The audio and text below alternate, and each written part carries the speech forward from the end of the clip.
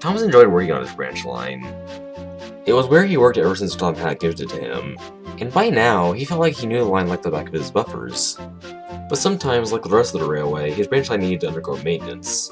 This requires Thomas to take a different route to his destination, which often slowed him down. As a result, the bigger engines, who were usually guaranteed connections, would complain about Thomas being late.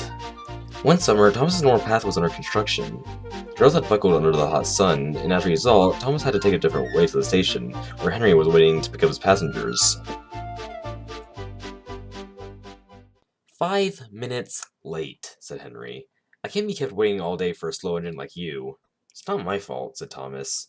I had to go a different way because my usual path is under maintenance. Pah!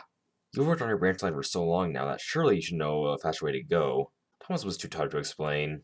The hot sun was beating down on the two engines, making them grumpy, and Thomas being rerouted didn't help at all. The guard blew his whistle, and Henry left the station.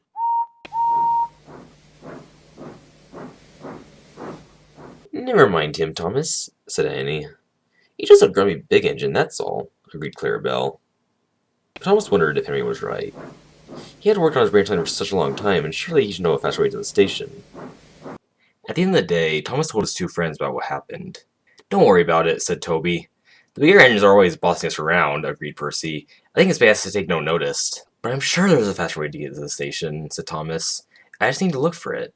I wouldn't go looking for one while you're working. It's very easy to get lost on the railway if you don't know the line. I can find my way back. Tomorrow I'll take a different path and see where that takes me. If it doesn't help, I can just go back where I came. I'd be careful if I were you, said Percy. There's a bunch of different junctions that go in pretty much every direction imaginable. I'll be just fine, said Thomas. Besides, for all we know, my usual path will probably be open tomorrow. The three branch line engines continued to chat, but eventually they all went to sleep. The next day started as per usual. Thomas picked up Annie and Clarabelle, and after picking up passengers at one station, he headed to the next so Henry could pick them up. He had hoped his usual path was fixed by now, but when he got to that point, he found out it wasn't. Bother. If I go your path, Henry sure complained about me being late again. Thomas reversed back to the junction. The track split into three paths. Yesterday, he took the right track as a detour, but today he decided to experiment a little and go left this time. Thomas, what are you doing? Said Annie. This isn't the right path. I'm trying to find a different way to the station, said Thomas. I can find one and show Henry that I'm not a slow engine. You're still upset over that? Asked Clarabelle. Again, he's just a grumpy big engine. I wouldn't put too much stock into his words. If you get lost, you're just going to be more late than ever. Thomas didn't listen. He simply kept going down the line. The line went through a forest. Trees and bushes were all around the track, and the sound of chirping birds filled the air. As much as Thomas enjoyed the beauty of the forest, he wasn't getting any closer to his destination. He soon came across another junction. Which track should I take? I think we should just reverse. We feel like we're going to get lost. Don't worry, said Thomas. I can figure out my way out of here. Let's see, well, the right track will probably lead me closer to the station, so let's go that way. And so Thomas did. He continued pulling down the line, going through junction after junction. But it was becoming more clear that he wasn't getting any closer to the station, and that he was just going to end up late regardless. Time passed.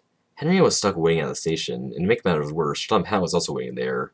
Where is that silly little engine? He should be here by now. He's already 10 minutes behind schedule. I told him I can't wait all day for slow engines, snorted Henry. But Thomas was still trying to find his way.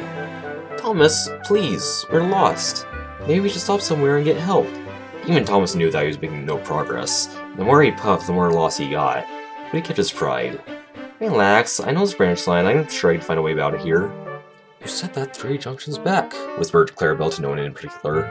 Even the passengers at this point were starting to complain. Thomas knew they were lost. He had never traveled this way before. But he remained determined and confident that he could find his way down the line. More and more time passed. 10 minutes turned to 30, 30 to an hour, 1 hour to 2 hours. But Thomas had still not arrived at the station.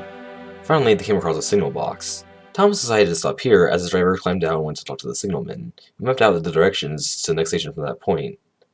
The driver climbed back into Thomas's cab, and they were off once more. By now, Thomas was very late. He had crossed so many junctions and paths, and had gotten nowhere near the station until he stopped at the signal box. Now he wasn't 5 minutes late, more like 2.5 hours by the time he got to the station. And as soon as he stopped at the platform, grumpy passengers spilled from the coaches, all complaining about how bad the railway was. Oh my goodness, you're finally here, said Henry.